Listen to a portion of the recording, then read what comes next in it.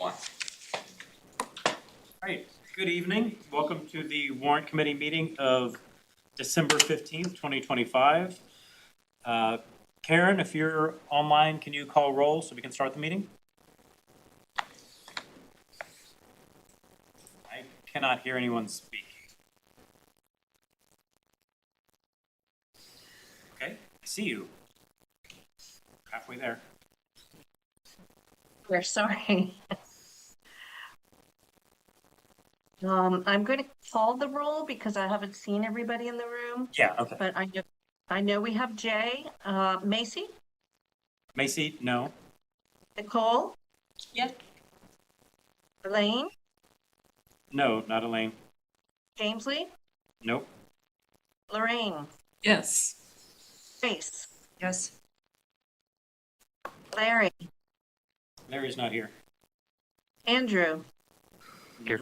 No, Andy's online, isn't he? Julia? Here. Andy's here. Here. Brian? I apologize. Andrew's online. And I think we have Julia and Brian. Yep. Yes. Lee Michael? Ron? Nick? Cecile? You have a quorum. Okay, great. So the first thing on the agenda will be, the second thing on the agenda is minutes, because as requested, move minutes up to the early part of the agenda. But before that, we're going to have Mr. Milano, our town administrator, come speak with us about where the budget stands for the moment. Good. Matter where to go. Wherever you're comfortable.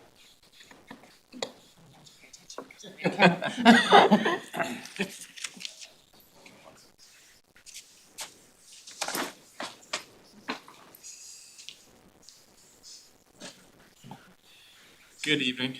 Thank you for having me and taking the time. I will provide a brief update with some slides just to show where we are in pulling together the fiscal 27 budget.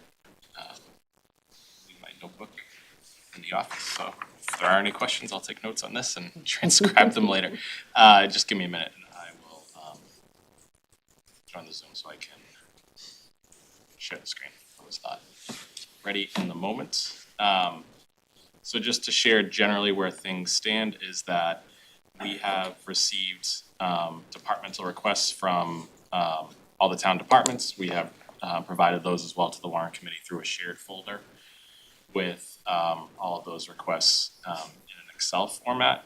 If there's any additional information or additional background information that would be helpful, feel free to reach out to myself, to Amy Dexter, to the departments you're working with.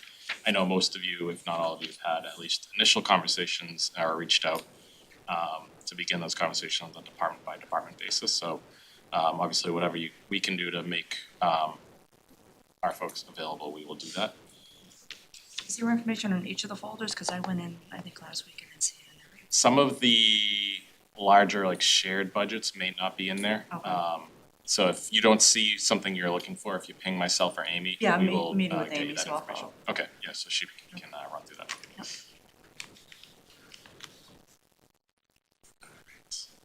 So when I was here in August, September, when the committee had its summit, I talked at a greater length and in more detail about, in particular, the revenue that we use on an annual basis as part of the operating budget. So I'm not going to go into as much specific line by line detail, but I'll provide an overview. I'm happy to take questions about any of these as we go through. A couple of them are estimates at this point that we will look to refine as we get additional information over the next couple of months. By the end of January, we will arrive at what we view as pretty final estimates for each of these revenue categories that aren't final at this point. The largest lion's share of our revenue obviously is property taxes, and our property tax levy for fiscal 27. So everything is, we're talking about the 27 budget. So in fiscal 27, we're assuming that will increase the levy as to the greatest capacity that we're supposed to or able to under Prop 2.5, which is a 2.5% levy increase. That comes out to about $2.8 million in new tax revenue. In addition to that, we're able to capture new growth that occurs in the prior year as part of the fiscal 27 levy. So that will get us, and as of right now, we're holding that as an estimate at $1 million. Each of the past 4 years, we've surpassed that $1 million figure. In fiscal 26, new growth was measured at 1.499 million, which is the highest it's been ever, and that's largely due just to the developments that are going up around town. A number of 40B and other projects are being built as we speak, so as the buildings go up, we're able to capture value there and tax them. So as they come online, we'll capture it as new growth, and then they'll remain on the levy as part of the base moving forward. So the total increase on property taxes, which again is the lion's share of our revenue, is $3.8 million from fiscal 26. So that's $3.8 million in quote-unquote new funding available for the 27 budget. The other categories are somewhat smaller. Local receipts, we budget at a 1% increase right now. That's about a $10 million budget, so we're budgeting a 1% increase, which translates to about $100,000. Again, this one is, we're diving a little bit more in depth into it to try to refine that for fiscal 27. This is a place, and we discussed this at the summit meeting, where we've had revenue over and above our budget through motor vehicle excise taxes, through interest income on money that the town is earning on its savings, building permit fees, like I just mentioned with new growth, as we have large developments, we're generating a significant amount of building permit revenue. 582 Blue Hill Lab, which is a new 40B project, 84 units, which started site clearance in the last couple of weeks and has a building permit. Its building permit fee was over $400,000, so that'll contribute to these significant income in fiscal 26, our current year. Our challenge is to try to forecast what the next fiscal year will bring in. For indirect costs from enterprise funds, I flagged this because this is about an $80,000 item year over year. So I can explain this in more detail if I need to, but we operate 3 enterprise funds: water, sewer, and stormwater. They pay for their expenses in the individuals that are a share of the individuals that work for them, and then we charge back to those enterprise funds for fringe benefits for employees, health insurance, retirement, etc. That's where this payment comes back to the general fund. State aid is the second biggest category. This is about $17 million overall for fiscal 27. Again, in keeping it conservative at this point in the year, we're anticipating 1% increase for Chapter 70 education aid, which is the largest of these categories, and 2% for unrestricted general government aid, which is the second largest. The unrestricted general government aid, UGA is the acronym, is about $3.9 million. So it's not a huge amount on a year-over-year basis. The Chapter 70 education aid is larger, so we're estimating about a 1% increase, or about $130,000. These numbers will be updated when the governor releases her state budget, which comes in the middle of January. So they're placeholders for now, and then what we'll use in the budget moving forward is what Governor Healy announces when she releases the state budget. That typically happens in mid-January. The other key data point to that is that the state will set its consensus revenue forecast for fiscal 27. That will happen likely tomorrow at the state level. House Ways and Means and Senate Ways and Means are meeting tomorrow to set that consensus revenue number. So that will give us a little bit of insight where we expect that state aid. I will note that there are increasing pressures on that state budget, especially as there have been policy changes at the federal government level that are impacting how the state is looking at its budget. So state aid has been okay for Milton the last several years, and it's one we're hoping it'll remain so, but we're waiting to see what that budget will look like when it comes out in January. So the bottom line is, if you take all of that together in terms of what is new revenue for fiscal 27 from last year to this year, it's a total of $4.2 million, just shy of a 3% increase, of which $3.8 million is property taxes. So, if we're hopefully able to adjust some of these upwards, I just do so noting that doesn't mean there's going to be another $3.8 million of revenue. It will be, even where we're able to make some adjustments, it's not going to be on the scale of millions. It'll be more on the scale of hundreds of thousands. So overall, right now, as things stand, we're looking at a $4.2 million increase in new funding, or a 3% increase year over year. There are other revenue sources that we have, but they haven't been rolled into the math that we're looking at here. Free cash is certified at $4.5 million. That money is available to be appropriated. Our new financial policy that the select board recently looked at is that we won't use free cash, which is largely one-time money for recurring budget expenses. So we wouldn't look to inject that into the budget to fund recurring expenses, but there might be one-time expenses within our budget that we could fund with free cash, as well as make contributions to stabilization funds, to reserves, and fund our capital budget. The other revenue source I want to flag is the operating budget stabilization fund, which was voted in as part of the override in fiscal '26. So there's a recurring additional component of the override, which is $700,000. So the override was $9.5 million in total, $700,000 of which was dedicated to an operating budget stabilization fund. That number can increase up to 2.5% each year if the select board so votes. So that's a recurring source that's going right now directly into that operating budget stabilization fund, but town meeting can appropriate money from that fund with a 2/3 vote. That fund was also capitalized with a $2 million appropriation from free cash. So at the beginning of the year, the balance was $2.7 million, and then in fiscal '27, if there's money put into it or money taken out of it, that would affect that balance. But where the numbers that you're looking at, and when we provide a summary overview of where things stand, it doesn't assume any injection of that into the budget as of today. Yes, question. We put $2 million in the stabilization fund, right? Free cash. Does that mean the free cash was $6.5 million? Or was it, did it go from 4.5? It was the prior year's free cash. Yeah. So it was about $4 million last year, of which $2 million was put into this fund. So there's the free cash, the $4.5 million number that I mentioned was certified as of June 30, 2025. So that is what's available to be appropriated. Enough, 60,000 of it has been appropriated for the election, but otherwise it hasn't been touched. So did we have, so there was 2 million from the year before this? There was 4, and then you took 2 out. Yep. There was 2 from 2 years ago, and then there's 4.5 from this past year. Correct. So it's total 6.5 million total free cash? No, if we're combining the years, so there's about 4 million, there was about 4 million at the end of fiscal '24. The exact number is escaping me now. But that is the free cash certified amount, that 2 million of which was used for the operating budget stabilization fund. It was about 4 million. Yes. Then we appropriated all of it. Then at the end of fiscal '25, a new free cash amount was certified at 4.5 million, and that's what is. Because you appropriated the rest of it. Yep.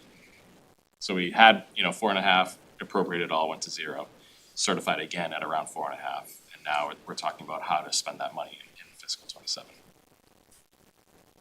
And now that we're MBTA compliant, we can do grants, right? Correct. So that's also, I don't know if we're. Oh, yes, no, exactly. Where we would have been ineligible for, unlikely to receive significant grants, we're back available, and we've started to receive grants that we hadn't been receiving before. Those typically aren't supporting operating budgets so much as discrete. Most of the grants that we go after are funding like discrete capital projects or discrete studies that are more like one-time things. The schools, there's more opportunities there for the schools to support services through grants. Partly I'm asking, partly I'm sharing. For free cash, the town of Milton, at least in recent years, has, I'll say, spent down every penny of it. Some of it is putting money into our savings account. We zero that out. Now, I believe that you, working with the select board, have a new policy that and a lot of other towns leave money in the free cash account from year to year. And I think you and the select board have adopted a new policy that you're gonna leave some money in the free cash account every year. Is that correct? Yes. Yep.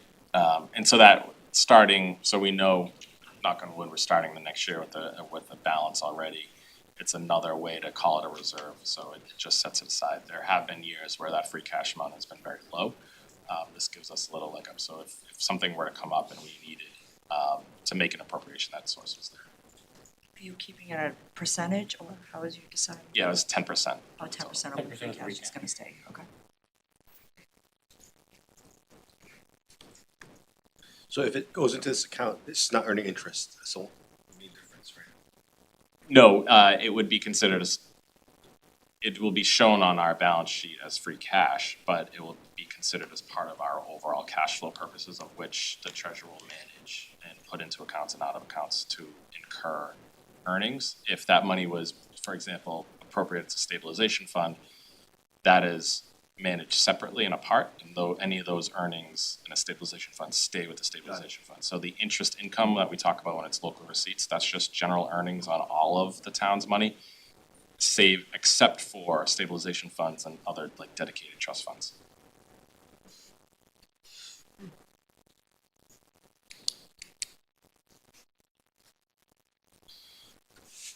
All right, so in terms of expenses, I didn't run through an overview. I'll just speak to them kind of generally. You have the department by department budget.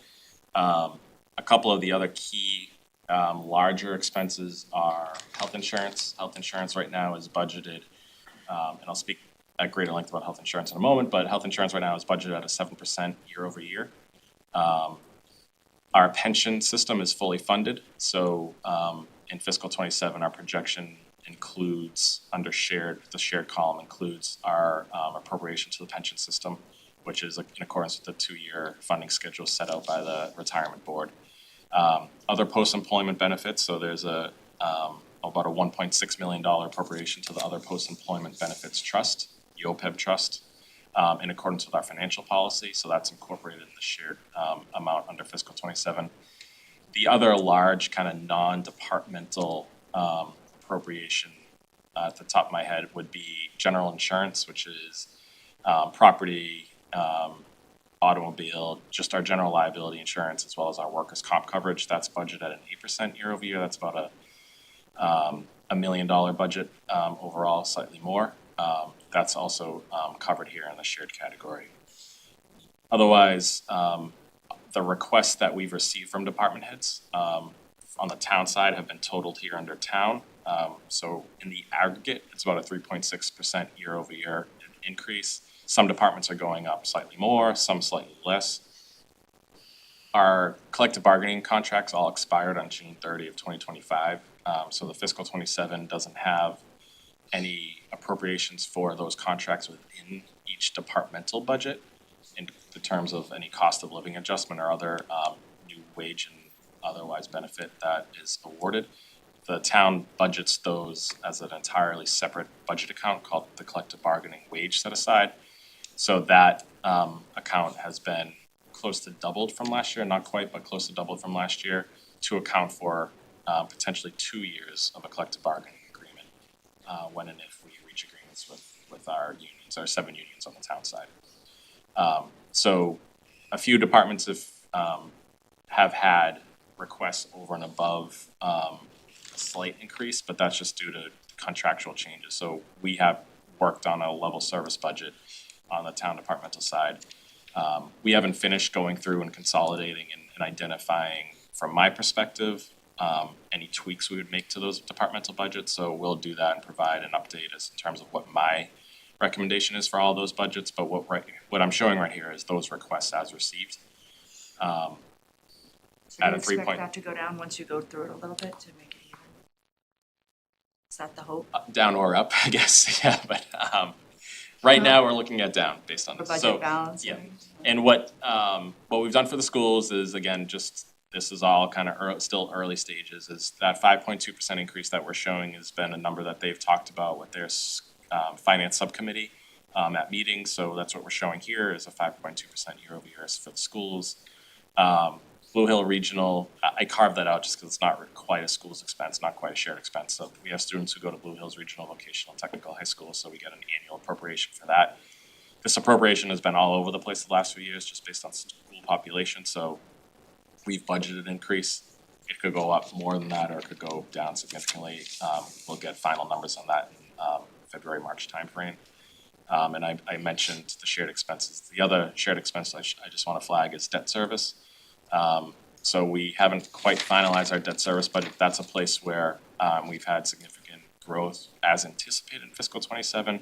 I know I've talked about this a few different times, whether with the prior warrant committee, but several large projects that in a normal cycle would have been appropriate, or would have been borrowed in the last few years, are all kind of coming together at once in fiscal '27 in terms of what we expect to borrow for. So in June of '22 at town meeting approved a $1.6 million ladder truck. They take 4 years to arrive now, so we're expecting arrival of that in June, July. So whereas you might typically have borrowed that in '22, '23 and already started making payments on it, we're gonna make an initial payment if we receive it as expected in fiscal '27. The Lower Guile Turf Field project, which is $2 million in borrowing authorization, also approved, I believe in 2022, has been held up through conservation and now been appealed by abutters. So that project's been delayed. It's been heard through an appeals process through Mass DEP. So we expect a hearing an answer at some point in the coming months. We don't know quite when, but again, that's a $2 million project that if we get a hearing or a ruling in the town's favor in the next several months, that could be built next construction season. So again, that's a significant cost that we would first be paying the debt for in fiscal '27. And then lastly, we did the Cunningham renovation, which was a larger than typical borrowing project that we would fund. And I know this one, but there's another fire engine that's due to arrive next year that was ordered in 2023 that hasn't arrived yet, that we expect in the new year, or in like March, April timeframe. So that is another factor in the shared budget that I wanted to speak about. So the bottom line is where things stand today with the town departmental requests as submitted by department heads, with our shared costs as we anticipate them today, with the school's kind of initial number that we're using just to show where things are at. We're at a $2.5 million in expenses more than we have in revenue. We have a large school budget, and as you can see, that increase is almost $3.8 million. And if we go back to the property tax increase, that increase year over year is almost $3.8 million. So that eats up almost all of our Prop 2.5 available revenue. And as we're seeing on the town side, and I know the schools see it too, is the cost of doing business doesn't keep up with Prop 2.5. So it's the challenge we face. So the work that we need to do is to identify ways to adjust these expenses where possible, and maintaining level service where possible, and then look at ways to where our revenue, finalize our revenue projections so we have a better handle on where this all stands. I'm talking more than showing, so I don't know if there's any questions in what I've just discussed here. So, question for the deficit, so does that come out of free cash to pay for that, or are we covering that extra? In theory, yes, it could, but then we're paying $2.5 million with one-time money for costs that we will also have in fiscal '28. Okay. And we might not have a revenue source for that. So the short answer is yes, sure, but the long answer is really that wouldn't be a sustainable way No, I to get build it, a budget. but, Yeah. all right, okay. So a combination, hopefully, of finding places where expenses, we have them today, can come down, where if we feel comfortable with increasing our revenue projection, great. But, the town departmental budget's increasing at 3.5% year over year. That's also not really sustainable when we look at a revenue increase of about 3% a year. So it's a matter of trying to work through these things as much as possible. And I'll just note that in fiscal '28, our trash collection contract comes up, our trash disposal contract comes up, and our recyclables disposal contract all comes up. So those are 3 large contracts that are signed and under agreement through fiscal '27, but then they come out in '28. Recyclables market, maybe that'll be in better shape than it is today, but it's just one of those kind of unknown factors that we're not even talking about for '27, so. I think I have 2 questions. Sure.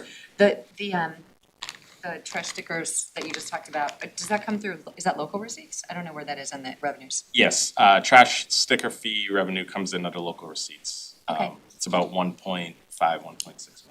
Perfect. And then that one, issue 1 that we just voted on for the property tax one time, is that was spent, I'm never quite sure where that is. Or is that part of The which? Override? the override? Yeah. Is the override? That's the 700,000 that's going to this table. So there's $700,000 in the override that is Got it. recurring, Got it. that we have not It's not showing up in the revenue column. Okay, I just wanna Yeah. make total sure of that. Is that the 700 from a couple slides ago? Correct. In the stabilization? Yep. Okay, got it. So, sorry, I was just not quite sure where that fell in. So the way that works is the $700,000 that is recurring revenue, it flows directly into the operating budget stabilization fund. Perfect. So then to use any money within that fund, you have to appropriate it out as part of the budget. So that could be a revenue source that's used to help offset some of this. Correct. Right, because Because that's the it's other possible way of paying for the considered expense. operating.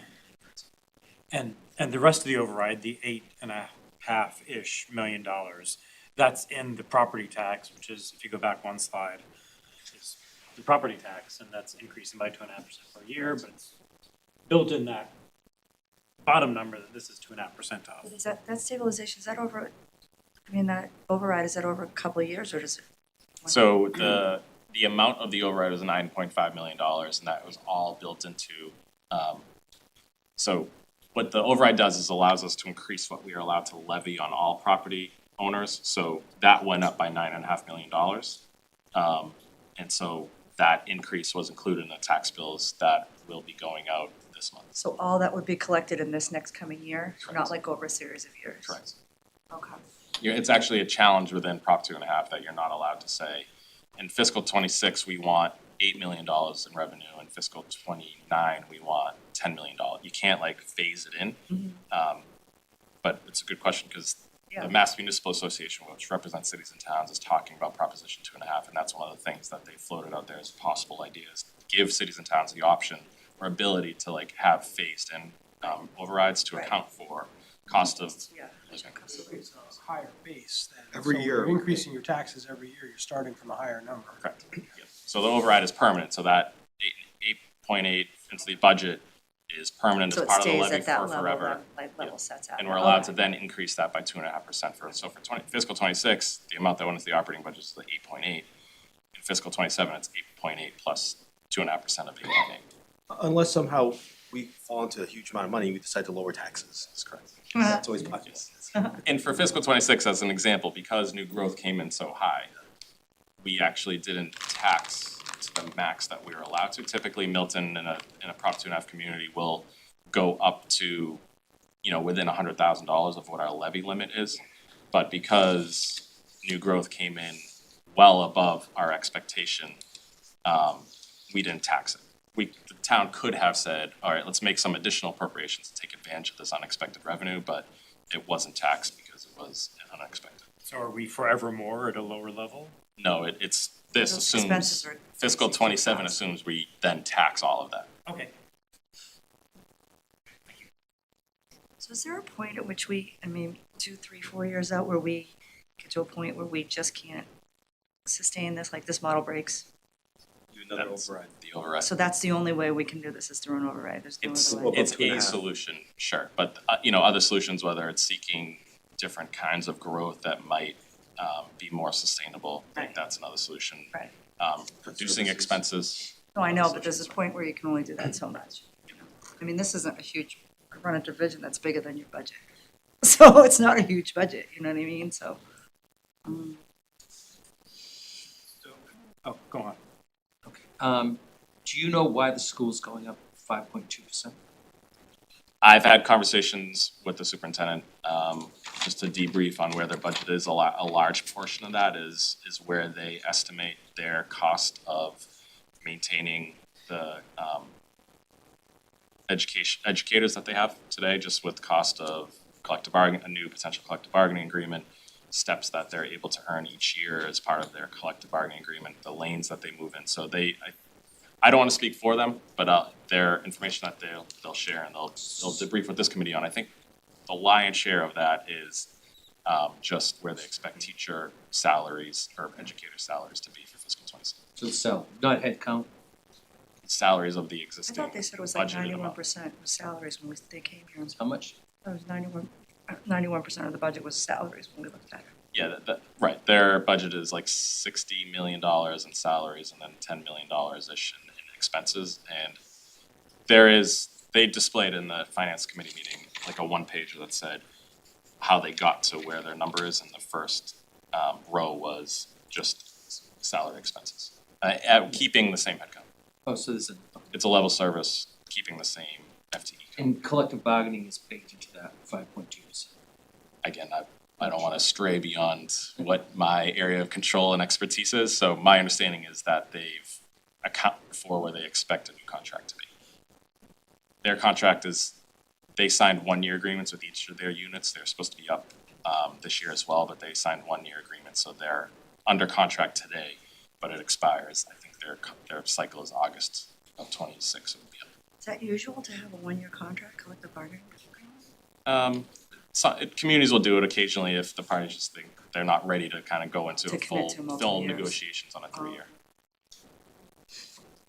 Can you go to the, your expense slide? Projections, the budget, 2026 budget. Do you have a feeling if you're on budget? Is that like a good projection? Yeah, I think, so we look at it on a regular basis to where the town departmental budgets will be. I think we feel comfortable where things are, where winter has started. So like our biggest variable on a year-to-year basis in terms of the departmental budgets really is what is snow and ice gonna look like. And, you know, not a very major snowstorm yesterday, but that meant salt crews were out on a Sunday earning double time, so it's an expensive small storm. So it's those kinds of, that's the variable on a year-to-year basis with the town budget, which is the hardest to kind of nail down. We have vacancies in some of our larger departments, public works, police and fire. So there's naturally some savings there. We incur overtime expenses to cover when there are vacancies, but generally that's not as expensive as necessarily having a full person there. There's been vacancies in my office and a few other offices in town hall, so we feel good in terms of fiscal 26 from a departmental budget as pre-winter. We'll see what it looks like post-winter. And then for shared expenses, those are largely on target. The biggest variable would be health insurance. If, for example, we had a big spike in enrollment that we didn't quite anticipate, but that hasn't been the case. Our enrollment has been flat for the last several months. There's been some migration from individual plans to family plans, which costs us more than originally anticipated, but overall enrollment has been pretty flat. So in terms of cost centers that might be concerning for us on an annual basis, it's usually what are, you know, police and fire expenses, and then snow and ice, and then what does health insurance look like? And I heard the Cunningham project came in under budget. Yes, yeah, I think we were a little over conservative in anticipating what that project was gonna cost. We had budgeted $5.5 million and have appropriation for $5.5 million. The bids and the construction contract were closer to the $3 million range. And so we expect it'll be below 4 million. The more challenging part of the project is the next phase, which is renovating the old 4th floor area. Just because there's some unknowns with that ceiling. So once we get through that, we should have a better line of sight as to what that number will finally be. But that includes, like, below 4 million includes using all of the contingency, which we don't expect. So no, we had a great contractor, a good architect and project manager that worked out really well so far. So one phase done, so we're not counting any chickens yet, but counting eggs and chickens. I was like, Thank you. Health insurance benefits, how much do we cover for employees? Is it 100%? How do you mean? Like for benefits, like do they have to pay a certain percentage and then we do? Yeah, so I have several slides on health insurance, so I'll just kick that to that, just because I wanted to cover that in greater detail. And so I'll move into that, if folks are ready. So health insurance last year went up, the premium increase was 14%, the budget itself went up by more than that because we had to adjust for higher enrollment that we historically had, so we were hit with kind of a 2-factor increase for fiscal 26, which was both a jump in enrollment plus a dramatic increase in claims and medical costs. So it consumed a lot of conversation in last year's budget, and I'm providing a little bit more of in the weeds conversation on health insurance this year, because that will be the same this year. We're not seeing any slowdown in medical costs, and there have been a number of conversations about how cities and towns are grappling with health insurance costs, so it's a large cost center for us. Every 1% increase on a premium is about $140,000, so just a few percentage points above where we expect it is drive costs way up. So in terms of just kind of how this works, Milton is self-insured. So we offer a Blue Cross plan and a Harvard Pilgrim plan. But then we pay the claims based on the rates that the insurers negotiate with the medical providers. So we're self-insured, both employees and retirees. Once you're Medicare eligible, you have to transfer onto Medicare at that point. For premiums, we pay 76%, the town pays 76%, employees pay 24%. There are other retiree benefits for health insurance, including we offer supplemental Medicare plans, and we split the premiums on those at 50-50 with the retiree in the town. And then we're also reimbursing 50% of the Part B cost on a monthly basis. So there are additional benefits from retirees. So that's just health insurance writ large. Premiums, the budget amount, what we see is the amount that we expect that the town's premiums are going to cost for the employees and retirees. Those are paid into the health trust fund. So the health trust fund gets the premium payments from both the employees and from the town. As I mentioned, the medical claims are then paid out of that trust.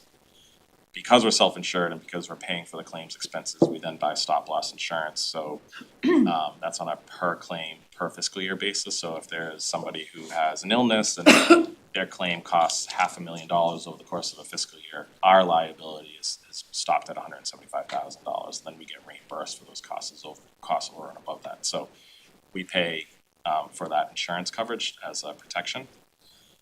And then our premium is adjusted annually to count for we expect claims to be what our experience has been in the past year, where our trust is generally.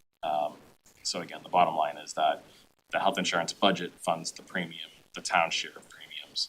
The health trust fund actually pays the claims out. So when we're setting that premium increase, we're keeping an eye on where that health trust fund is. Overall, if you zoom out, That's a go good back. question, just on Sure. the, if you go to the slide before that, so we're at 76-24, is that dictated by policy, or is it something we have flexibility on paying? That's in an agreement with the unions. To Union change agreement. that would require bargaining with all of the units across the town and the schools. Okay. So it's kind of dictated, that's flat, that's not gonna go anywhere unless it's changed by the whole contract. It could be changed if we entered into negotiations on health insurance, and that was one place where the parties met agreement. It's not likely necessarily a place where folks would go. So we are allowed, cities and towns are allowed to do plan design changes, and to a point. So the state employer is the group insurance commission. We Yeah, can no, I we was can just looking at it negotiate online, plan so design I changes know. to an extent. Yep. Not quite unilaterally, but with conversation with the unions, but they don't hold a veto on that. So there's limited plan design changes the town could make. But negotiating something like that would be true collective bargaining. So again, just to step back, so health insurance has grown at about 6% a year. If you go back to fiscal 2017, it's not 6% a year linearly. It's been, it'll jump and then kind of settle down for a couple of years, and then it might jump again. So there have been a few years where costs spike, and then we'll be stable thereafter for a bit. So the pressure is put on us if we have more than typical claims, whether we have a bad luck year with health generally for employees. Growth in medical costs, just generally, everybody's feeling that pressure. So if the same amount of care costs more, then we need to raise those premiums. There's also been significant increase in pharmaceutical costs, and the one that's gotten a lot of headlines are the GLP-1s in terms of the coverages there for diabetes and weight loss. So that eats up a significant portion of our costs as well. So again, where we saw the need for a significant premium increase for this fiscal year is because our experience last year that we were tracking throughout the year was tracking well above where we had been in history. And you can see that from the balances of the health trust here. So the health trust was $6.6 million. Then we spent almost $3 million of it in fiscal '25. So premiums were being paid into the trust, but our costs were so high that we spent all the additional premium plus almost $3 million in addition to that. So that put that health trust more generally at a lower balance than it's been historically. Here you can see, it just again, just to kind of tie out how the health insurance appropriation typically looks like. So you see a couple of years steady, and then it jumped in fiscal '20, and then steady for a couple of years, jumped again in '21, and then flat for several years, and jumped in '26. And then by the flip side, you can see how our medical expenses out of the trust have looked again, where every employer, every insurer saw drastic drops in utilization in that first COVID year. How much that's contributing to costs that we're seeing today.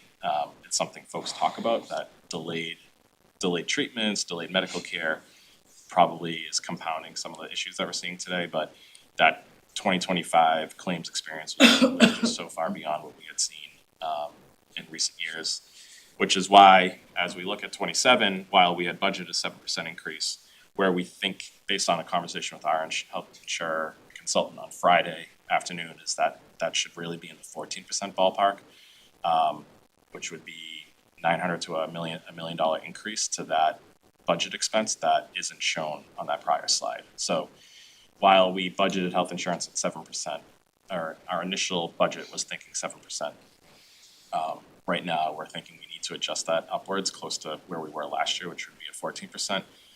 There are a couple of things in play that might change that. As I alluded to, some of the coverage around certain pharmaceuticals, that Blue Cross and Harvard Pilgrim and others are changing how they're treating some of these coverages, which might have then an impact on us and our medical costs. But for now, we're going to have to revise that health insurance forecast up pretty significantly from a 7% increase to a 14%. And that should add about $1 million in expense to the budget beyond what I showed previously. Which is why I wanted to do probably a deeper dive into health insurance than anybody wanted to hear this evening. But I thought the context was important because That's not true. and a few folks may have wanted to hear. But I thought it was important because we're going to be talking a lot about that and how to make this budget work in the context of a year where we've not had a year like this where we've had to deal with two substantial increases to our health insurance. As I mentioned, there have been years where that's happened, and then things, you raise the premiums and then you catch up to where the costs are. Which is why we felt okay with that 7% number, thinking, okay, we've significantly raised the premiums, we're going to catch up to the cost, and then we'll be able to relax that for a year or two. Unfortunately, that's not played out. And I just wanted to share that this has not been just something we're talking about in Milton. The Mass Municipal Association held a forum on healthcare costs in October that I attended. Representatives from Blue Cross are there, the Group Insurance Commission at the state level, the Health Policy Commission, I think, which is a state agency. Our advisor, Hild Group, held a roundtable event that I went to in November. And then I just flagged a couple of the Boston Globe headlines that the health insurance premiums just keep going up. Headline was about, I think, Fall River or New Bedford and the cost that they're experiencing for that community. And then, as I mentioned, in terms of pharmaceuticals and the drugs that we're seeing costs. So this is present. We're all talking about it. Nobody's come up with a solution yet, but we've been engaged on the issue. The Mass Municipal Association was talking about possible remedies. Yes. Anything that's not maybe fictional and imaginary? Like, is there a realistic idea of, I don't know, the state government giving if all the towns are facing this, misery loves company, increase state aid to help us all out? Well, in addition to their conversations and health costs, as I mentioned earlier, Mass Municipal Association has been talking about Proposition 2.5, and they've released two reports. One was an assessment of Proposition 2.5, and then last week they released a bunch of recommendations coming out of that. And while they want to keep talking about Prop 2.5, they know that's a very challenging political subject to bring up. So they focused a lot of that follow-up report on how state aid has declined when you compare it against inflation and other costs. So there are drastic reductions to the unrestricted general government aid category in the wake of the Great Recession. And while they've increased it a few percent every year, when you make a new floor and only go up a little bit each year, you never get back to where it should have been.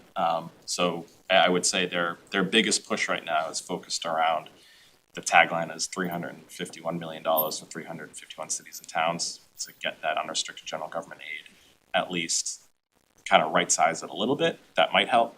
But that's one potential source, and that's going into a state budget that has its own issues to wrestle with. So we'll see how that shakes out, but it's going to be a tricky conversation for the town to have, and I just wanted to be kind of candid with where we're at right now. Thank you. Are other towns at the 14% too? I know they're all going up, but going up to that extent? So last year, I think we were at 14. We have a pretty good group of managers in Norfolk County that get together on a monthly basis, and we had done a survey. So last year, I would say the range was, there were a few communities in single digits.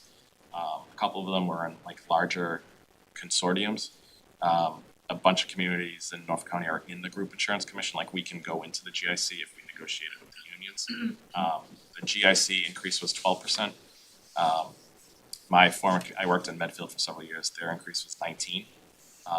So it's, I would say we were not quite middle of the road, we were probably a little bit higher than average, but we weren't. They're all double digits. But yeah, for the most part, there are a couple of, one or two communities that were in single digits, but the rest were above double digits. There were, if I heard you correctly, you said there were two things that had contributed to the health insurance. And so one was the big increase this year. Is it because the second one, the next, you think there's gonna be a big increase for the next year, or is there something? Oh, no, that's right, that's a good point. So the two things that I mentioned were enrollment and then cost. So on the enrollment side, we experienced steadily increasing enrollment for the past several fiscal years. And in fiscal 25. So that means more employees of the More town? employees on the plan. Or more like, family members of employees, or both? It's really a combination, so hard to kind of pinpoint an exact reason. There were more people on our plans over the past several years than there had been historically. When people have children, you know, they're picking whose spouse's plan are they gonna go on. We have generally, municipal health plans are generally good plans. They're expensive plans, but they're good plans. We find people typically come over to our plan, like they're not high deductible plans, they are deductibles, but for an individual it's 400, for a family it's 800. It's not, you know, an HSA eligible high deductible plan where the deductible is $3,400, $4,000. We're not on the scale of those. So on the enrollment front, higher FTE count, higher enrollment overall. This year, as I mentioned, enrollment's been fairly consistent, and actually I think even declined a little bit in our last census. We get it on a monthly basis. But what we did see is that the enrollment on the individual plans has gone down, but the family plans has gone up. So a family plan will cost us upwards of $20,000, the town to cover. So every one individual plan versus a family plan, that's a significant cost increase. But overall enrollment has been flat, so we're not as worried about enrollment as we were last year. It's more on the cost side that we're experiencing the pressures. So the two things are higher enrollment and higher costs. Just overall higher costs. Combined together, make it more challenging than normal. Yeah, so yeah, at least in 27, we're just talking about not headcount so much, Okay. but in 26 for this year, we're talking about both pieces of that, both sides of that coin.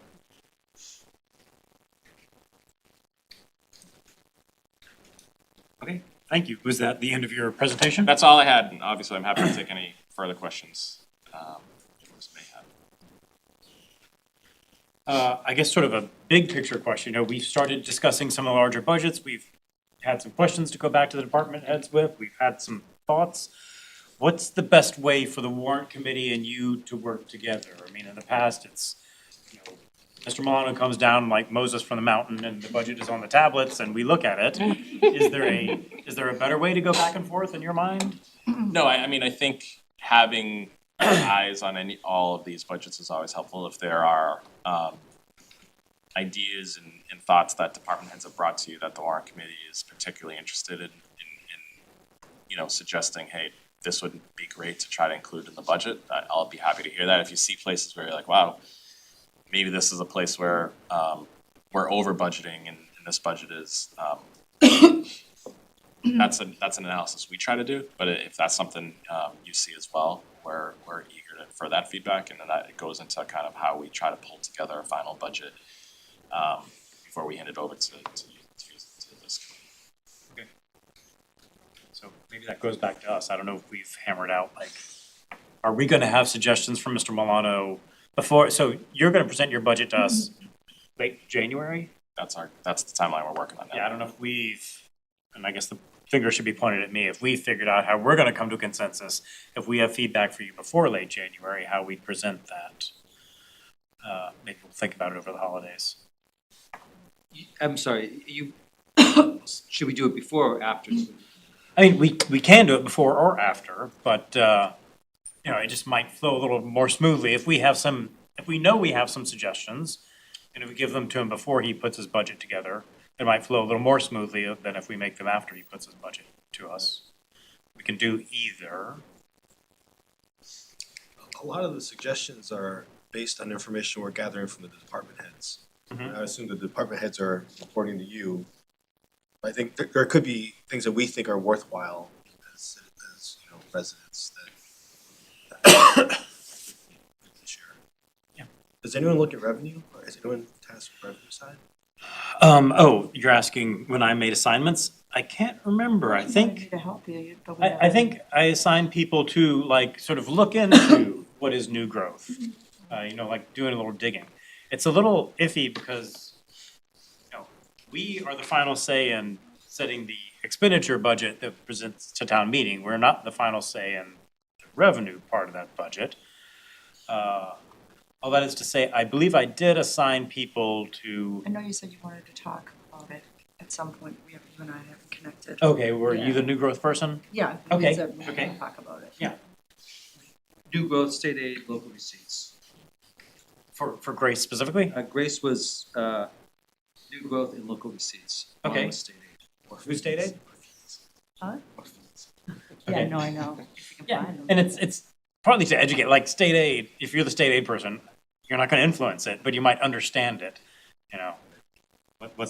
What's coming towards us. So did you want me to meet with you to find out where we can look at that? I wasn't even sure what you wanted to do, because you and I didn't connect much on that. Yeah, Okay. the short answer is yes. Okay, that's fine. The long answer is I'll figure that out. Yeah, no, that's fine. I just want to know what you want me to do. And we've been having, the vice chair of the Milton Budget Coordination Committee, we've been having pretty detailed conversations about some of those revenue, both in terms of as we work towards a long-term forecast and a consensus long-term forecast, diving more deeply into some of those revenue categories. Our meeting, which we held this morning, we talked about those in great depth, so that recording will be up from Milton TV. What is it? It's which? The committee is it? Milton Budget Coordination. Budget Coordination. Okay, so maybe I should watch that. And I have some data which we can get to that just All right, gives so you we a can history of a connect couple on of those that. categories. All right, that's fine. Any other questions for Mr. Milano? I think I heard about that budget coordination committee for the first time last week. Can you tell me a little bit about what that is? Sure. But, Yes. You know, I'm curious, like, you know, I'm just curious. Yes, I think best way to kind of describe it is in the wake of some of the issues that we experienced with the school budget in fiscal '25 going into the override. We had conversation about establishing a new committee to meet on a regular basis as a means to share information and critique and come up with ideas on how to better manage the flow of information, some of the assumptions we're working off of. So there's 2 representatives from this committee, 2 representatives from the select board, 2 representatives from the school committee, a member of the planning board, and then 2 residents who are on the committee as well. So we met I'd say a little bit more than monthly at this point to go through a few of these things. We had lengthy conversations about financial policies, financial forecast, and just trying to get information to each of the 3 groups as to so everybody's on the same page as to information at least. So Brian and I are your representatives on that committee. And Mr. Walker, Mr. Walker is the vice chair of that committee, would you like to, do you have anything to add to what Mr. Milano said? You are recognized if you have anything to add. The only thing I would add is that I think the charge is to short term, try to make sure that there's improved coordination between the warrant committee and the select board and the school committee.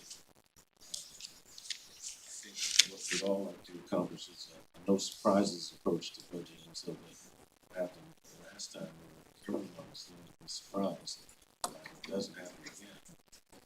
And in the longer term,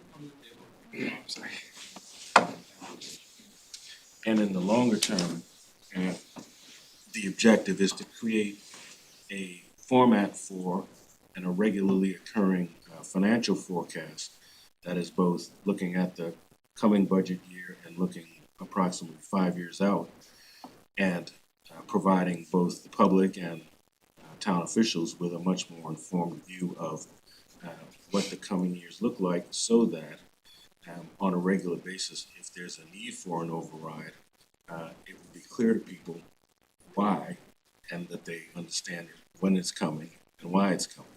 So those are the two. We've got a short-term objective and a long-term objective. Thank you. Actually, you guys have talked about that before, I just didn't put all that together, I apologize. Totally fine. Thank you, Mr. Walker. Anything else from Mr. Milano? Okay, thank you for coming to visit us. Of course. We'll see you Thank more you. in the spring. Yes, and obviously open door if any questions that come up. If you have any issues with department heads, please let me know. Any information you're looking for, we're happy to provide it. Thank you and appreciate your ongoing work. And we will have additional warrant articles for the annual town meeting, hopefully finalized in January, early part of January, so give you a better line of sight as to what, in addition to the budget, will be on your docket for the new year. Is that something you want to speak to, right? I mean, I hesitate to even ask, because I'm not trying to put you on the spot. No, no, I think, I would expect planning board to try to finalize the sign review stuff. We are looking at a couple of special acts that we might want to adopt just on financial operations, so we're working on that. There's a new-ish property tax exemptions for veterans. A lot of the categories are changed and increased. It's called the HERO Act, so we're working with the board of assessors on a recommendation on that. That's it for the moment, and then the big one would be fire station building committee and their recommendation on next steps of the Atherton projects. They meet again next Monday and again in January, so they're preparing a recommendation. There will be a warrant article. Exactly what that article will be for and about in terms of the Atherton station is to be determined, but that will be coming for the annual town meeting. That's actually specifically the one I didn't want to put you on the spot, though. That's all right. 'Cause I do want to talk about that. Maybe we can talk about that now. That, to my mind, that's going to be the biggest non-budget one this spring. Maybe, we'll see. So, yeah, we've rebuilt this fire station, obviously. We're in the process of rebuilding the East Milton one, and now there's the Atherton Street Fire Station. And I went to one of the fire station building committee meetings last month, and they're discussing, do they tear it down? Do they add on to what's currently there? What's needed? And then what money are they going to ask from the town this spring to sort of start the planning process, pay for architects, et cetera. We will want somebody from the warrant committee onto that. I think Macy's going to be involved. Macy wants to be involved. I think she'd be great. I think I want to be involved because I'm interested. We may want someone else, so I yes. might join, because Nick and I talked a bit about that when we were Okay. talking about capital projects and that sort of thing. So I Okay. have this much It's knowledge related about to, it. but not the same thing as what I asked you to look into, which is the so-called Hurley Amendment. Okay, Exactly, yeah, it's related, so I'm happy to get involved with that if you like. Is that fire station being decommissioned? I think Because that's of the- sort of the That's the question. question. Which one, the one in East Milton or the? The Atherton. So Atherton. that's sort of the question is, do we take what's there and refurb it and add on to it? Or do they level it to the ground or something in between? And I sort of, honestly, the last meeting I visited, I walked in halfway through and I need to get up to speed. My expectation for the article for May will be design appropriation. Quite what that design is, more to come. the project, the full project appropriation to build the project would come at a subsequent town meeting. So the May article will be about the money necessary to finish and do a design to get to a point where they can come to voters with, we need X million dollars to build the station, to renovate the station. So it'll be like a two-step process. Did you call the contractor that did Cunningham? They are aware. We've made sure. But even for the first of those two steps, you wanna have a good story for the town meeting and therefore a story for us. What's going on, you know, even if they don't know, are they gonna rebuild it or renovate it? What do they think's gonna happen? What are they considering? Mr. Walker also is a member of the Fire Station Building Committee. I'll resist calling on you again unless you want me to. Okay, thank you. Thank you. Have a good one. Good night. See you next. Okay. So next on the agenda, Karen, I hope you can help us out with this, minutes. You sent around a handful of minutes last week. Did people get enough of a chance to review the minutes that you're comfortable voting on them? Karen, can I ask for your guidance for what minutes remind us what minutes we're voting on, et cetera? I sent around May 6th and May 8th, 2024. And then from 2025, we have February 24th, February 25th, March 3rd, March 10th, May 21st, May 29th, June 2nd, June 4th, August 25th, and September 15th. Okay. So some of those are in this fiscal year with this group. The rest of them are with the previous group, or some of them with even the previous group to that? The first two, I went through and looked, of the current members, Jay, Julia, and Ron Okay. were on the committee. That sounds like that would be probably the meeting, the night of town meeting. Absolutely, yep. And as a reminder, all of you are warrant committee members. All of you are allowed to vote. You don't have to abstain just because you weren't at the meeting or even a member of the warrant committee at that meeting. It is your choice to abstain or not. Would people like them split up by cohort year? Or are people fine, or, I just feel weird voting on something that I wasn't there for, but I okay. don't mind voting I on think the you ones should that I was in Let's, attendance. let's at least take votes by cohort. Maybe the first vote could be for the two in May of 2024.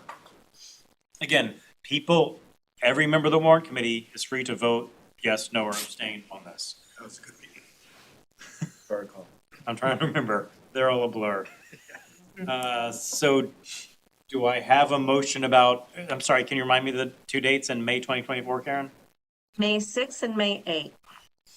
We have a motion to approve those minutes. Motion. Ron makes the motion. I will second it. Can you do a roll call vote, Karen? Sure. Nicole, Abstain? Ainsley, Yes. Lorraine, Abstain. Grace, Abstain. Andrew, Yes. Julia, Yes. Brian, Abstain. Ron, Yes. Nick, Abstain. Cecile, Jay, Yes. motion carries. Now, do we want a motion? I don't know if I'd prefer not to read all the dates again, but all the ones up to, let's say, June 30th of 2025. 8 sets. 8 sets, okay. Mhm. Do we have a motion for those 8 sets of minutes? Ron again, Second. Brian seconded. Can you do a roll call vote, Karen? Nicole, Abstain, please. Ainsley, Yes. Lorraine, Abstain. Grace, Abstain. Andrew, Yes. Julia, Yes. Brian, Yes. Ron, Yes. Nick, Abstain. Cecile, Abstain. Jay, Yes. Motion carries. Okay, that leaves us with, was it 2 in this fiscal year? August 25th and September 15th. Okay, I'll entertain a motion. Ron, everybody's looking at you. Second. Okay, Ron and Brian again. Second. Okay. Nicole, Yes. Jamesley, Yes. Lorraine, Yes. Grace, Yes. Andrew, Yes. Julia, Yes. Brian, Yes. Ron, Yes. Nick, Yes. Cecile, Yes. Jay. Yes, The motion carries. thank you very much, team. Okay, so next, we're gonna continue with presentations about some of the larger budget items in town. On the agenda, there were 4 things listed. One was police. Macy can't be here with us tonight, so she's gonna be presenting on that in January. Also, capital. I think Lorraine said the capital committee's just started their work there this year. Yeah, I think Nick was saying he hopes to have his recommended approval budget by probably mid-January. Okay. Forward. So that leaves us with parks and DPW. Cecile, I asked you before the meeting started, because I didn't know when Nick was coming, if you wanted to go first. Do you still want to go first? Sure, if you don't mind. Sure. Usually, do you share the presentation? Oh, yes, I will share the presentation. I opened it just for that purpose. Thank you. Let's see if screen sharing is enabled.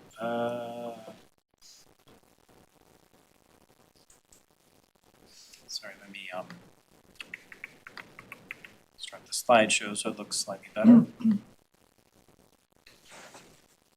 Great. So I was able to meet with the Parks Department a few weeks ago. They entertained my very basic questions, and so I put it all in a presentation for y'all. So the team consists of about 7 full-time workers on salary and 1 part-time staff on salary. There's also some additional part-time help that they get through funding from other places, which I'll talk about a little bit later. So we have a parks director, rec director, and a principal clerk. But the budget itself is for parks. Recreation doesn't have its own budget. And so they have a lot of responsibilities, as I learned, which I didn't know anything about parks beforehand. So Parks is responsible for maintaining the 121 acres of town land around Milton. The breakdown is on the right, and it is a lot, as you can see, so it includes a lot of fields, parks. There's also like little community areas like Pagoda Circle that aren't official parks, but a lot of people use it for community gatherings. They're also responsible for lining and grooming all of the fields and courts for sports and events. And so as you can imagine, during the spring, it gets very, very busy. And for a reference, it takes 2 people a full day to get a softball or a baseball field ready. So it's quite a bit of work that they have to do with their 4 full-time workers. Is that each field or all the fields? Each field is what he told me. I don't play sports, so I don't know, but I trust them. I'm gonna guess that's all the fields. But it's not It could every be one game, it's field. just for the spring. I know, but it's not 2 people all day to do 1 field. There's no way. It's gotta be all the fields. They do The all the fields. lines. Yeah, I Yeah, don't know. no. If you want, I can get clarification. That's great. There's no way. All right. So, in addition to the fields and lands around Milton, they also have a huge selection of activities that they are responsible for. The full list is on the left, and the one that I thought was interesting and that we talked about for quite a bit was the Wildcat Den, which used to be called After the Bell. So this is where the part-time staffer from the salary and wages page spends their time. But in addition to Sean, who is the coordinator, who's the part-time staff, they also have a rotation of other part-time staffers. I think some of them are students. to oversee the Wildcat Den. And so they are paid through the recreation revolving account, which is basically the funds that we get from these various recreation programs we can then reuse for other recreation events. And so this den is open basically like after school hours, and kids can go there to play games, hang out, do their homework, basically a place to go if their parents aren't home, if they just need a place to go. And this year, they apparently had a huge increase in traffic, so they're seeing like 25 kids a day compared to 8 or 9 in previous years. And I asked why, and he says it's usually based on the cohort of kids. So this year, they just really all like hanging out together, and so they're making good use of the Wildcat Den. Okay, and so recreation revolving was a new concept to me, so I asked them a little bit about it. It's basically money that they get from different activities and other recreation fees that they can use in other areas for other recreation purposes.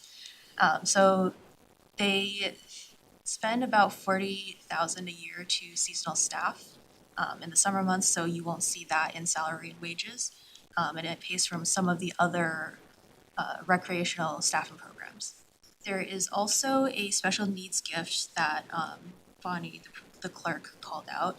It is used to pay for gym buddies, which meets every other week, to basically like give some kids with special needs a gym buddy to get some physical exercise. And it's free to the participants.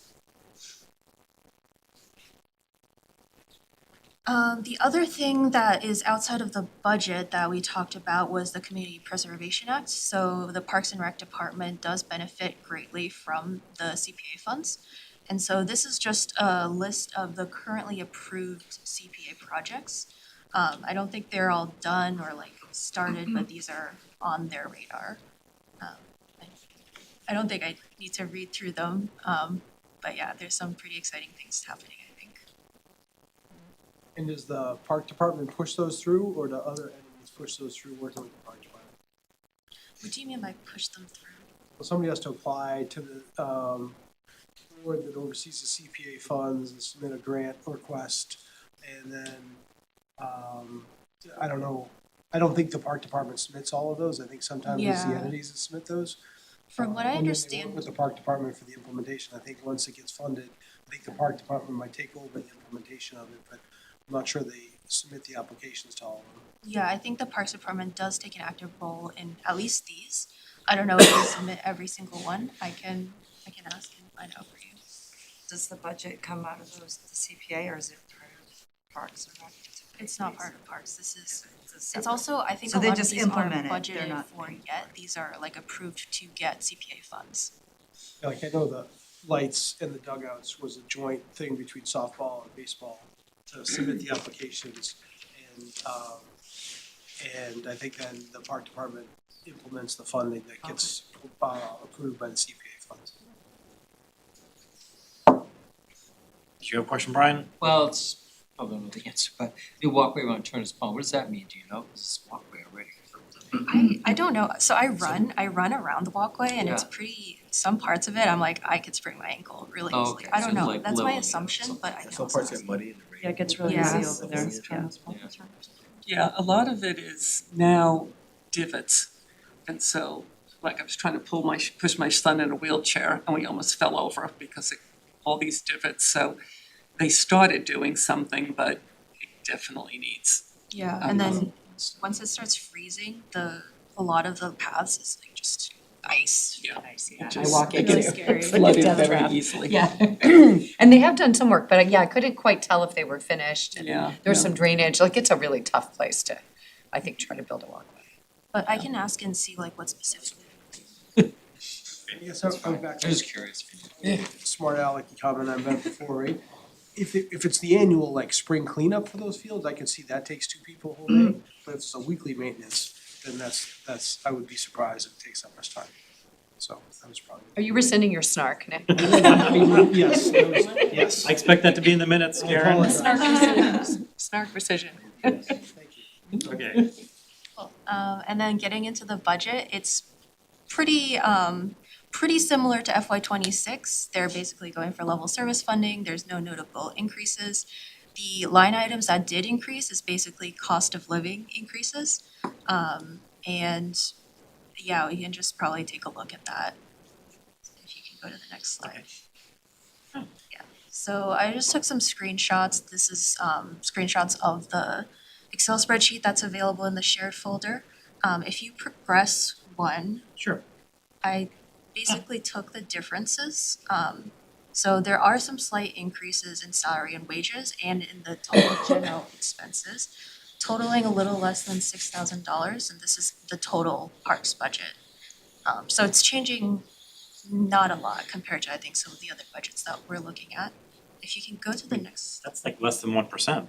it's pretty small. They said there were some things that they wanted, but they were told they couldn't apply for it.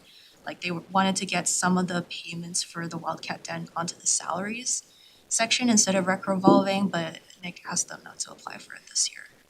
Yeah, and so this is the breakdown for general expenses. If you go to the one next, I just basically highlighted the three things that actually changed. So water, sewer, electricity, and fuel and oil, and those are all cost of living increases, or sorry, grounds and building maintenance. And they're all not increasing. On the water, like, it's going up 58% from what the actual was in '25. That's what I'm showing. Oh, yeah, I see. That seems like a lot. I don't know if you know why. Yeah, that's It's going from 24 to 38. I mean, as good a question might be, why did actual come in so much lower than budget? Well, that's probably an example where they're using the budget, they're appropriating based on the previous year's budget, based on, Rather than versus the actual, yeah. that's that The problem. usage, yeah. I don't know anything about parks, but if it was a rainy year, maybe they didn't need to water the fields. Yes. And That's what I was thinking. That's a good question, though. There was an issue last year where the school was overcharged for, was it water? it was water, Like yes. $60,000 or something, or 80,000, Yeah, something like that. I don't remember if it was They discovered it was a flaw in the billing, but I don't know. I don't know if it was like a specific meter or something. I assume that That's if it what I was thought. something widespread, they would have then looked at other departments. Brian's right, though. I think we should know, because it's the same thing with like electricity. It's Electricity, half of what they had for the budget. Huh. That doesn't make sense. Usually it's electricity. on par. That's an interesting. Oh, thing to right. follow up on. Yeah, the electricity should be half of what you budgeted. Yeah, I would That's think. pretty That's consistent. manageable, You know, yeah. Rain might decrease your water budget, but I don't know what's gonna affect your. Yeah, so electricity electricity is the other question. We might have just saved. And that enough might money. be, yeah, that might be. Every year we budget, well, last year was budgeted, but, you know, The actual so one expenses. question, you can ask them or you can. Yeah, maybe I can try to find old ones of these to show you, like, is this something that happens every year? So where did they end up in their actuals, 150? They were 150 versus 190? They were 40,000, almost 40,000 under budget. So what did they do with that money? That goes back, or what did they do? It goes to free cash. It goes to free cash? I just think we should look at actually budgeting closer to what we expect to spend. That money needs to go somewhere else. To get the projected right, that's what Yeah, they do. yeah, or if they need it for somewhere else in their budget, let's put it in the right place. I'll find out and get back to you. Good catch, team. And one other one is the miscellaneous, what, do you know what's in the 9,000? I don't. Does it say? They didn't spend it. It's a new project. It might, I mean, Did they say they wanted to fund one of the part-time people? Is that what they wanted to Yeah, do? they wanted to get one of the part-time people onto salary. Right, but they have almost 40,000. They could fund it with.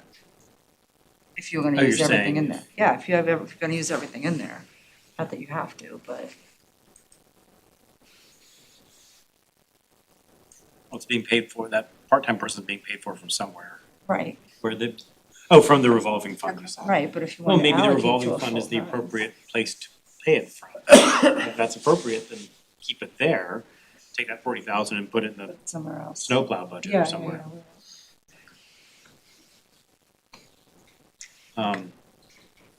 Are we at the end of the slides? I think Let's so. find out. Yes, I think we are. Thank you. Yeah. Thanks, Cecilia. Any other Parks and Rec discussion? Well, I just said we might take some of that extra money and put in the snowplow budget, which is a good segue to the DPW. Yes, so after my snarky behavior, I'm not as prepared as Cecile. So hopefully don't all take that out against me. I did talk to Marina Fernandez, who's the new DPW director, on this past Friday. And she's on the job as the DPW director for about a year. She's been at MFS, she's been at Milton for about 5 years.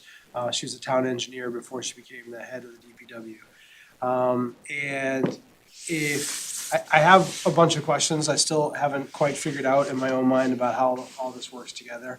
But their increase in the budget is about 7.5%, which is a level service in their mind. And they think it's all due to the cost of operations, whether it's because of increased labor costs due to the union contracts or because of the supplies and the like that they have to put through on their budget. I thought there were three interesting things that she really talked about in the budget process. So one was snow and ice, exactly as Jay kind of prefaced. They have historically put $160,000 aside for snow and ice, which is historically way below what they actually spend. They spend typically closer to $500,000 in snow and ice, and snow and ice, I guess, is the one place under I think the regulations that they're able to kind of true up over the course of the year somehow.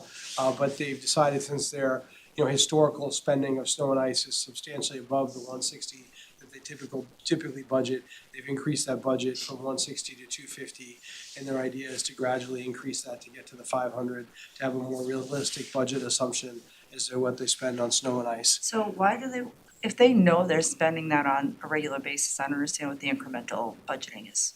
What are they trying to do? I think they're trying to have what they budget be more aligned with what they actually spend on an annual basis. Right, but you're saying But on it annual changes every basis, year it's based on the snow 500, right? amounts. Yeah, so, but they So don't why have would the we room to budget- take it all the way up in 1 year, because it would be too big of a change. I'm guessing the It's town. realistic, it's I'm guessing the town manager would be like, what the heck, this is a $340,000 But it's a realistic increase. expense, though. It's It not may like- be, but my guess is that would, I think it's about moving the money from the other places. It's not like they're increasing their budget to reflect this. So they're taking it out of other parts of the budget to gradually increase that. If you took one 160 to 500, it would be meaningfully detrimental to other parts of it. So they're planning to change it The gradually. expense is the expense, so that's where I'm not understanding why you would do that right away. There are also two wrinkles in Massachusetts law. One of them I know about and the other one I've heard and I'm not sure about. The one I know about is for every other budget besides snow and ice, on June 30th, or within a few weeks of June 30th, you better get that budget settled somehow. Snow and ice is You the have to other, commit to it in June, basically. sorry, at the end of the year when. Yeah. So snow and ice is the only budget where at the end of the year, if you don't have enough to cover what you spent, you can, and I'm flailing a little bit because I don't know the details, but state law gives you some leeway. If you spent too much on snow and ice, you can True up at the end carry of it the over year. to the next year. The What are other, you carrying over, the expense or the? I'm not entirely sure, I'm sorry. I just That's fine. know you have more flexibility than other budgets. Okay. That is the reason why it's been underfunded or under budgeted over time, because they do have that flexibility. I don't understand. So they want to use the money up front for other things and then cover it at the back end if there's an additional But they're expense. gonna that's what they're- change that process to get something to be overtime closer to what they actually typically spend in a year. The other one that I've heard discussed around this table, but I've never seen it in writing or anything, is something like, once you set your snow and ice budget, you can't set it lower later. So if we set it at 500,000 and then we started Oh, so just you're having more stuck, so efficiencies. that- I don't That's know that interesting. for a fact, I've just heard that and discussed that around would this be table. dictated by the state or? Yeah, somebody? something, it's some sort of state law, Oh, so. interesting, okay. That's a And I reason to understand. always set a little bit under, cause it's, it varies, if we For had, like Nick said, this weekend, how many Sundays are we gonna have a dusting of snow this year? Maybe 2, maybe 20, I don't know, Right. maybe not 20, but. Let's hope not. So the second thing I asked her, what has been her biggest surprise as the DPW director? And one of the things she said was kind of attracting and retaining staff is a challenge for them. And I kind of asked her to elaborate on that. And she thinks that they seek to pay competitively to other DPW departments, but they are paying a discount to private contractors that provide similar services. And, if you look at the benefits for being a long-term employee in the town of Milton and getting a pension, that maybe over time it would work out to be competitive. But a lot of the people that they're trying to recruit and retain are younger people who want the cash today. And so they're not gonna compete with those folks from a compensation perspective. They are trying to do other things to try to compete with those people. So one thing that they put a program in place where they're training and sponsoring people to get their commercial driver's license, which allows them to drive like the snowplow vehicles. And that's a valuable commodity for folks that will give them the ability to go work in other places as well. So that's been a recruiting tool that they've used to try to attract people, and they can do that within the operations that they have available to them. So that's been helpful. I think the third thing that is noteworthy about the DPW budget is something that Nick Milano referred to earlier today, which is that, their union budget, their union contract is up, and the solid waste contract is up at the end of this year. And so as they look to renegotiate those things for future years, that could be significantly impactful to the DPW budget going forward. Not as much in the fiscal year coming up. So those are my big highlights to share. I have some more work to do and hope to come back with something that is similarly skillful to what Cecile did in the new year. If I can say one other interesting thing about the DPW budget is only part of the DPW is funded by the DPW line item budget on our budget.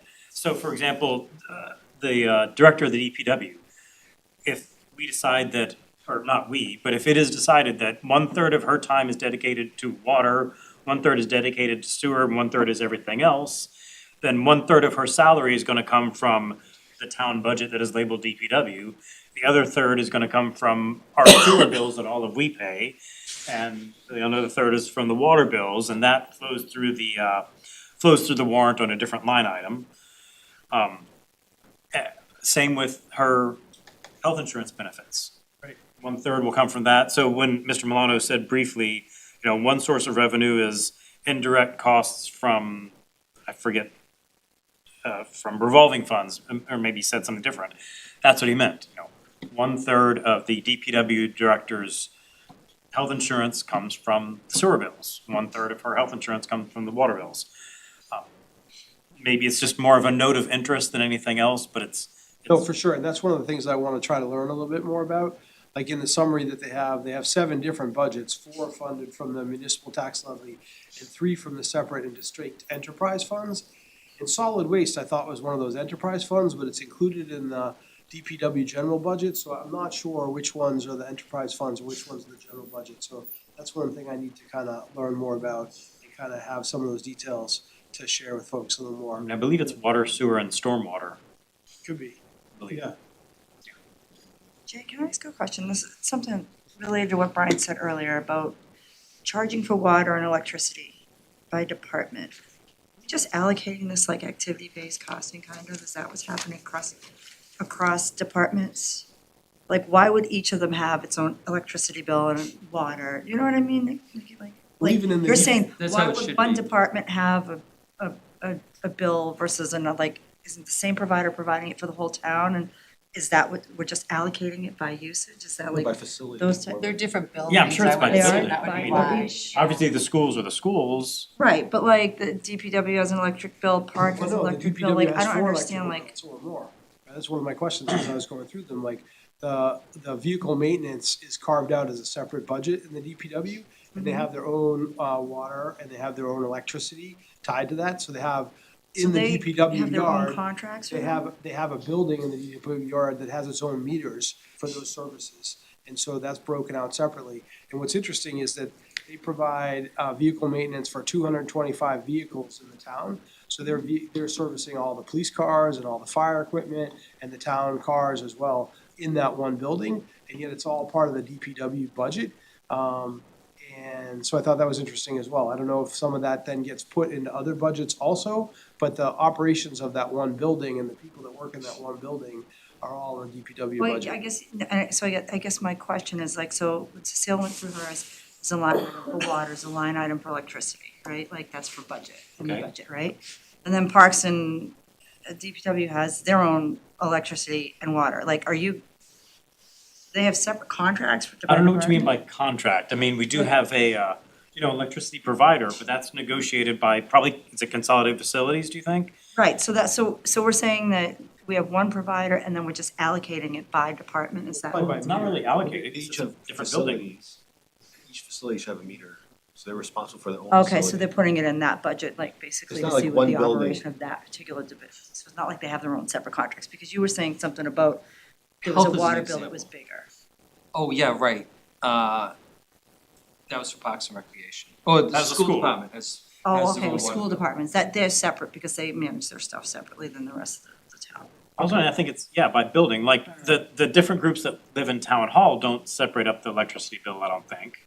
No, I'm talking about like she presented hers and it's like, okay, I wanted to make sure that we weren't like, they're not going and getting their own contracts. It's like being allocated by, okay, Parks and Rec and then like the usage that they're using or another division. It's not like they have their own separate contracts. Like when you mentioned it was the school building, the school system that you were talking about, that's different because I know they operate separately. So if they're getting bills that are higher than us, Yeah, again, it I don't know should what be you the mean by same. contract. Well, no, I'm saying it, the provider is the provider, right? Yeah. One water provider. Right. So Yeah. why would they be charged more in one division versus another? That's what I was thinking about. Because they have the Usage. meter at So the it's the building. meter that's causing the Like this problem. building, has Okay, I would alright, this building definitely has a water meter, okay. and I don't know if this building belongs to the town or the fire department at this point. So it's, okay, so it's like a utilization meter issue, not like a contract. Because you're thinking about the problem that was there, and was that problem townwide, it sounds like probably not. There was like a leaky faucet somewhere or something, right? Yeah. Yeah, that's what I was trying to figure out, like, are we Or separate, was that negotiating responsible for contracts what? differently for different departments? It shouldn't be, okay, all right. You had a question. Yeah, so Oh, for. this is gonna be payback. No, It's no, good. no, no, I'm just, I think, I'm just curious, I saw there was an opening for the town engineer, like a vacancy. So I'm curious, like, if, when you go talk, like, They have a bunch of vacancies. I think they have 6 vacancies in total in the DPW at the moment. And the town engineer is one of them for sure. Yes. So it's something that they're working through. Like I said, Marina, she was really nice and very open. She offered a tour of the DPW yard anytime I wanted it, which was very nice of her. She said that the recruiting of people has been more demanding of her time than she expected it would be. is it, like, is the market currently not good for hiring, or is it typically? I think she thought there was the competition for the private folks was a big hurdle for them in So terms of salaries attracting new people. offered, basically. The salaries, she didn't, yeah, the salaries in terms of versus other DPWs, she thought they were competitive on. And she hopes that they maintain that with the renegotiation of the union contracts. I think she talked about, was it COLA? I think was the acronym that she used, which I think is what the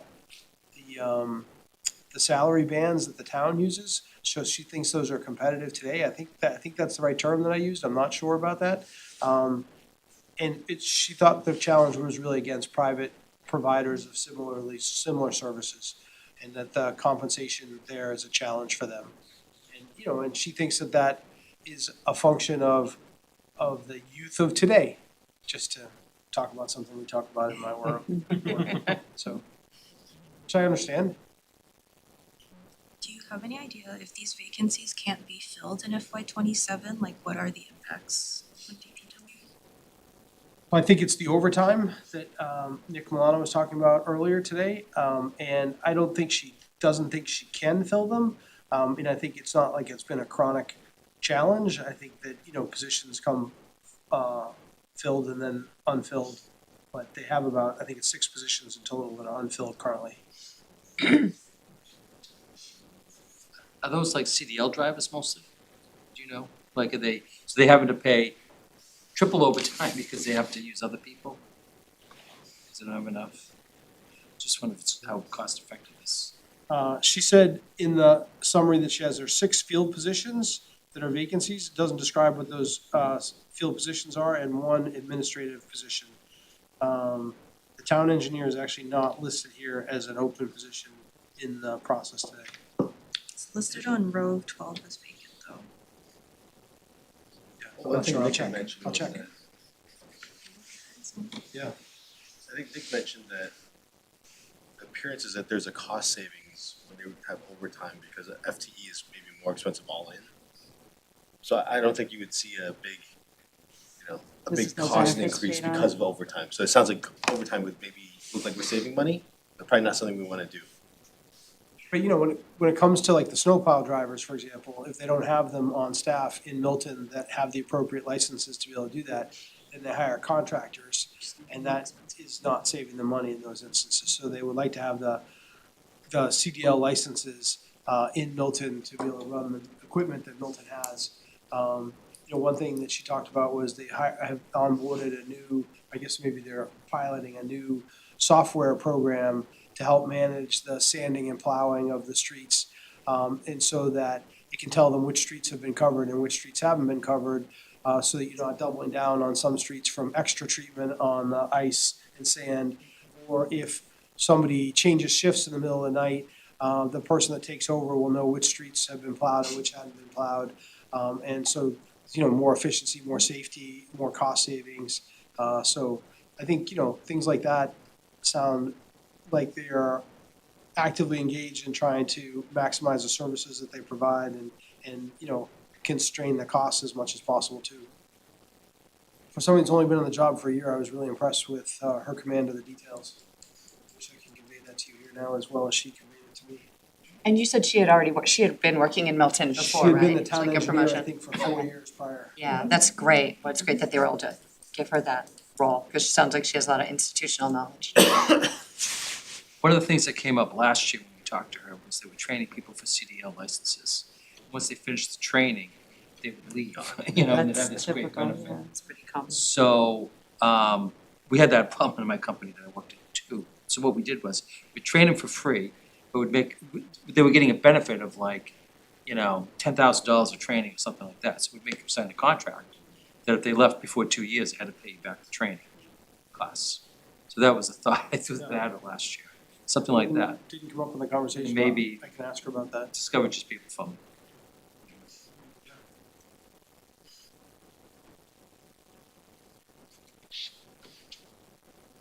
Okay. Any other DPW discussion? Okay. The only other thing on the agenda was other budget items, which to my mind means sort of the smaller budget items that didn't have a scheduled presentation in front of us. What I said earlier, like at the beginning of the year, and then have repeated a couple times, but then have not yet put the rubber to the road, is that for the smaller items, I'd sort of like to see something written up, like just, again, what's going on in this budget? What is it? Is there any need for more spending in this budget? Is there any room to save? So what I'd like to see is just a small write-up that can then be shared publicly with the, not violating open meeting laws, share it publicly somehow, so that all the members of the warrant committee can learn what's going on with the fill in the blank, the unemployment budget, without having to take up time around this table. Now, to actually make that happen, and I appreciate James Lee reached out to me, he's actually written some up for the ones that he's researched. And he said, okay, now what do we do? And that's on me.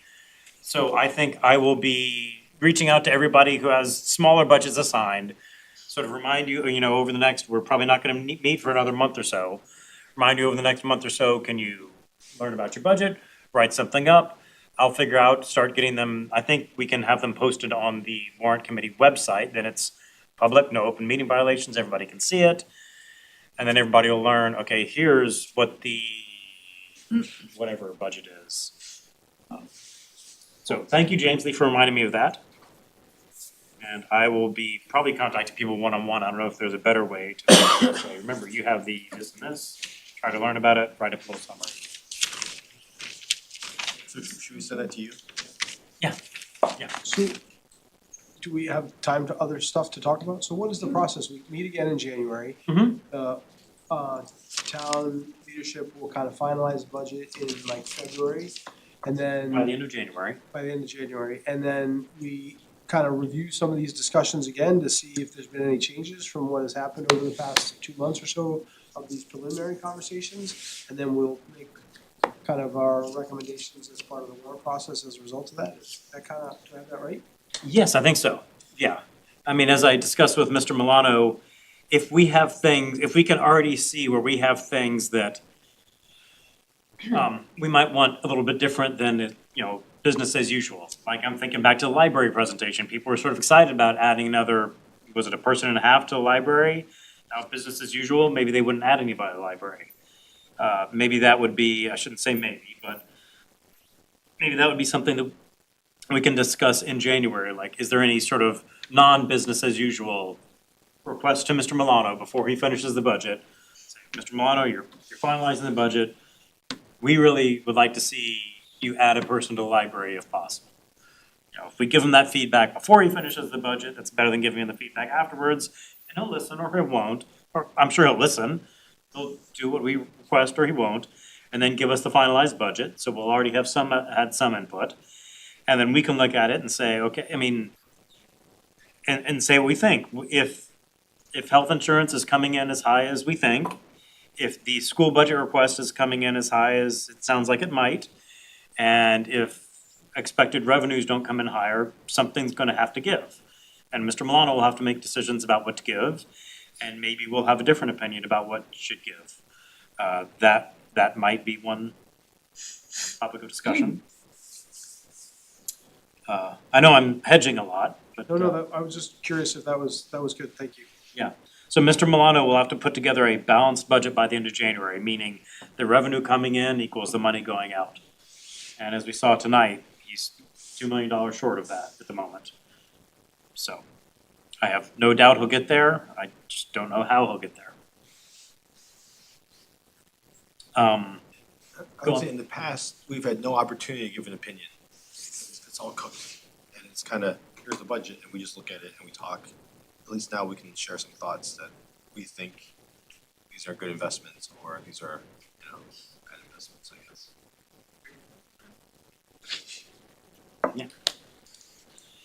So I'm looking ahead, assuming we skip the last few weeks of December. January 5th is a Monday. I'm flying back into the state from Texas. So I'd say maybe the following Monday, January 12th, we get things rolling. Okay. And feel free to contact me offline between now and then, and I'll be contacting a lot of you between now and then. Any questions, anything we should be doing in the next month? Okay. Oh, I guess, Jay, as we get, if we suddenly get some more info on some of these other warrant items, I just like to get ahead of those, especially the one that I might be involved with. So, Okay. if Nick is like giving you information or whatever in between there, then, feel free, obviously, to contact any of us that you think are Okay. going to be, relevant. I just like to get ahead of that if I can. Good. Cool. Okay, Thanks. I will entertain a motion to adjourn. Motion to adjourn? All in Second. favor? Oh. And seconded? Yes, please. Right. Thank you very much. Have a good holiday. Happy holidays. Thanks, Jay.